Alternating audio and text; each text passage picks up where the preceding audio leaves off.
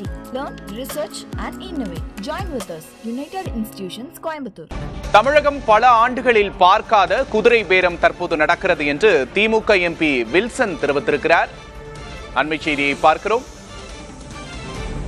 தமிழகம் பல ஆண்டுகளில் பார்க்காத குதிரை பேரம் தற்போது நடக்கிறது என்று திமுக எம்பி வில்சன் தெரிவித்திருக்கிறார். அமமுக பொதுச் செயலாளர் டிடிவி தினகரன் குற்றச்சாட்டை குறிப்பிட்டு திமுக எம்பி வில்சன் பதிவு செய்திருக்கிறார். தமிழக அரசியலில் மாற்றத்தை தருவதாக அவர்கள் கூறியது இதனைத்தானா என்றும் வில்சன் பதிவிட்டிருக்கிறார்.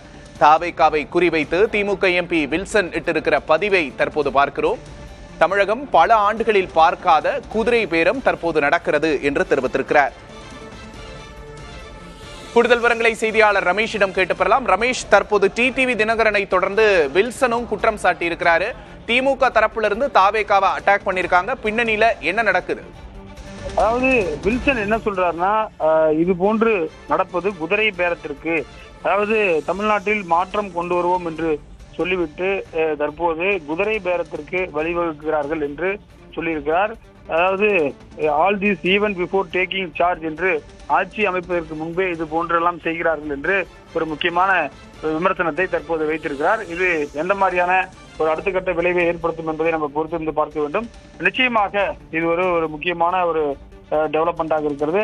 அது மட்டும் இல்லாமல் அவர் டிடிவி தினகரன் சொன்ன செய்தியை அவர் மேற்கோள் காட்டி தனது எக்ஸ்தலத்தில் இது போன்ற சொல்லியிருக்கிறார். ஐ now understand what they mean when they said they are bringing change to TN politics என்று சொல்லிவிட்டு தமிழ்நாட்டில் அரசியல் மாற்றத்தை கொண்டு வருவோம் என்று சொல்லிவிட்டு குதிரை பேரத்திற்கு வழிவகுத்திருப்பதாக ஒரு குற்றச்சாட்டை வில்சன் வைத்திருக்கிறார்.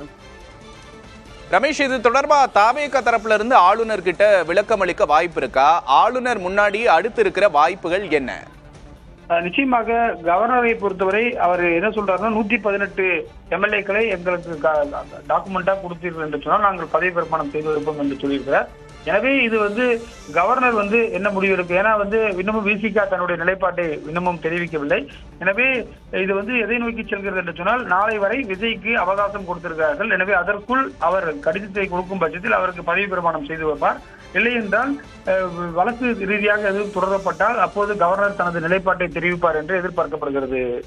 ரமேஷ், இன்னைக்கு திமுகவோட நகர்வுகள் எப்படி இருக்க போறது? நேற்று திருமாவளவன் மு.க. ஸ்டாலினை சந்தித்ததா சொல்லப்பட்டுச்சு. இன்னைக்கு திமுகவோட நகர்வுகள், அடுத்தடுத்த நகர்வுகள் என்ன? திமுகவை பொறுத்தவரை அவர்கள் பொறுத்திருந்து பார்க்கலாம் என்று ஒரு நிலைப்பாட்டை எடுத்திருக்கிறார்கள். திமுகவை பொறுத்தவரை நேற்றைக்கு கூட ஸ்டாலின் ஒரு ட்வீட் போட்டிருந்தார். விஜயை ஆட்சி அமைப்பதற்கு கவர்னர் அனுமதிக்க வேண்டும் என்ற ஒரு கோரிக்கையை வைத்திருக்கிறார். எனவே அவர்களை பொறுத்தவரை கம்யூனிஸ்ட் கட்சிகளும் சொல்லியிருக்கிறார்கள், ஸ்டாலின் தான் சொல்லி அனுப்பினார் விஜய்க்கு சப்போர்ட் பண்ண சொல்லி அப்படின்ற ஒரு கருத்தை சொல்லியிருக்கிறார். இதையெல்லாம் நம்ம வைத்து பார்க்கும் பொழுது திமுக வெயிட் அண்ட் வாட்ச் என்ற மோடுக்கு இருப்பதாக சொல்லப்படுகிறது.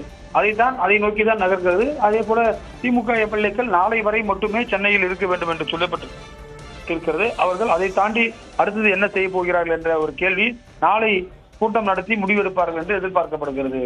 இதுல முக்கியமா விசிகாவோட முடிவு அப்படிங்கறது இன்னும் தெளிவுபடுத்தப்படல அப்படிங்கறத பாக்குறோம். விசிகா என்ன முடிவெடுக்க போறாங்க? விசிகாவோட நகர்வுகள் எப்படி இருக்கு? விசிகா சில நிபந்தனைகளை விஜய்க்கு வைத்திருப்பதாக சொல்லப்படுகிறது.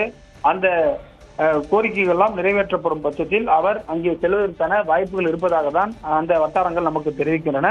அவர் குறிப்பாக அடுத்ததாக நடைபெறக்கூடிய இடைத்தேர்தல், அது பெரம்பூராக இருந்தாலும் சரி, திருச்சி கிழக்காக இருந்தாலும் சரி, அவர் ஒரு வாய்ப்பு கேட்கிறார். இதையெல்லாம் பரிசீலனை செய்துதான் அடுத்த கட்ட முடிவு அவர் எடுப்பார் என்றும் தெரிய வருகிறது. விக்னேஷ், தினகரனின் குற்றச்சாட்டை குறிப்பிட்டு திமுக எம்பி 11 இட்டிருக்கிறார். பொறுப்பேற்கும் முன்பே இப்படியெல்லாம் நடக்கிறது என்று குற்றம் சாட்டி இருக்கிறார் திமுக எம்பி வில்சன். முக்கியமான நகர் ஒன்றை பார்க்கிறோம். ஆட்சி அமைக்க தாவேகாவினர் குதிரை பேரத்தில் ஈடுபடுவதாக டிடிவி தினகரன் நேற்று குற்றம் சாட்டியிருந்தார். அவரது எம்எல்ஏவை காணவில்லை என்றும் குற்றம் சாட்டியிருந்தார். இந்த நிலையில் திமுகவின் நகர்வு முக்கியமாக பார்க்கப்படுகிறது. தமிழக அரசியலில் மாற்றத்தை தருவதாக அவர்கள் கூறியது இதனைத்தானா என்று வில்சன் தாவேகாவை மறைமுகமாக சாடியிருக்கிறார். பொறுப்பேற்கும் முன்பே இப்படியெல்லாம் நடக்கிறது என்று தெரிவித்திருக்கிறார் திமுக எம்பி வில்சன். தமிழகம் பல ஆண்டுகளில் பார்க்காத குதிரை பேரத்தை பார்க்கிறது என்று குற்றம் சாட்டியிருக்கிறது திமுக. தமிழக அரசியல் களம் அடுத்தடுத்த அதிர்வுகளை சந்தித்து வரும் நிலையில் திமுகவின் இந்த குற்றச்சாட்டு முக்கியத்துவம் பெறுகிறது. அடுத்து என்ன நடக்கப் போகிறது, ஆளுநரின் முன்புள்ள வாய்ப்புகள் என்ன என்பதை தமிழகம் எதிர்நோக்கி இருக்கிறது.